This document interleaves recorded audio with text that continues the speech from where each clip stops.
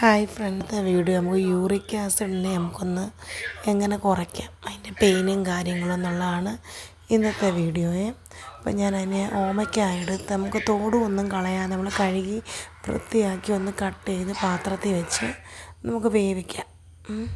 അതിന് ഞാൻ തോടെല്ലാം കളയാതെ തോടോടുകൂടി ഇട്ടാണത് കട്ട് ചെയ്യുന്നത്. 4 പീസായിട്ട് ചെറിയ ചെറിയ ക്യൂബായിട്ട് കട്ട് ചെയ്ത് നമുക്ക് പാത്രത്തിനകത്തിടാം. അപ്പം ചെറിയ ക്യൂബായിട്ട് നമ്മൾ അരിഞ്ഞിട്ട് അതിന് കുരു കളയണേ.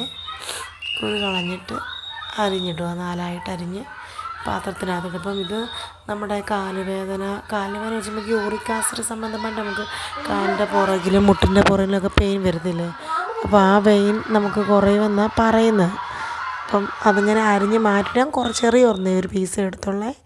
എന്നിട്ട് നമുക്ക് അതിനകത്തിൽ ഒരു 4 ഗ്ലാസ് വെള്ളം വെക്കാം. ഗ്ലാസ് അതിനെ കപ്പിനകത്ത് അളവെടുത്തുകൊണ്ട് അതിനകത്ത് എനിക്ക് 2 ഗ്ലാസ് ഒഴിക്കുമ്പോൾ 4 ഗ്ലാസ് വെള്ളമാവും. അത് ഞാൻ 1 ഗ്ലാസ് ആദ്യം ഒന്ന് ഒഴിച്ചായിരുന്നു. നമുക്കിനി ഗ്യാസ് സ്റ്റോപ്പിൽ വെച്ച് അടച്ച് വെച്ച് ഒന്ന് വേവിക്കാം. വേവിക്കുമ്പോൾ ഇതൊരു കഞ്ഞിവെള്ളം പരുവമാവും. കഞ്ഞിവെള്ളം പരുവമാകുമ്പോഴത്തേക്ക് നമുക്കറിയാൻ പറ്റും ഇതിൻ്റെ കളർ വ്യത്യാസം. അടച്ച് വെച്ച് വേവിക്കാം. കളർ വ്യത്യാസം വരുമ്പം അറിയാം. കണ്ടോ, വേറൊരു കളർ വന്നുകൊണ്ട് നമ്മുടെ വൈറ്റ് കളറല്ല, കഞ്ഞിവെള്ളത്തിൻ്റെ ഒരു കളറായി. എന്നിട്ട് അതിങ്ങനെ അടച്ച് വെച്ചൊന്ന് വേവിച്ചതാണ്. ഒന്ന് പരുവമായപ്പം ഞാനത് ഓഫ് ചെയ്തെല്ലാം വേവിച്ച് വെച്ചു. കുറച്ച് വീഡിയോ എൻ്റെ ഫോണിൽ നിന്ന് കട്ടായി പോയേ. ഞാനത് 2 ഗ്ലാസ് ഉണ്ടായിരുന്നു. 1 ഗ്ലാസ് എനിക്ക് കൊടുത്തു, 1 ഗ്ലാസ് എൻ്റെ ഹസ്ബൻഡിനും കൊടുത്തു.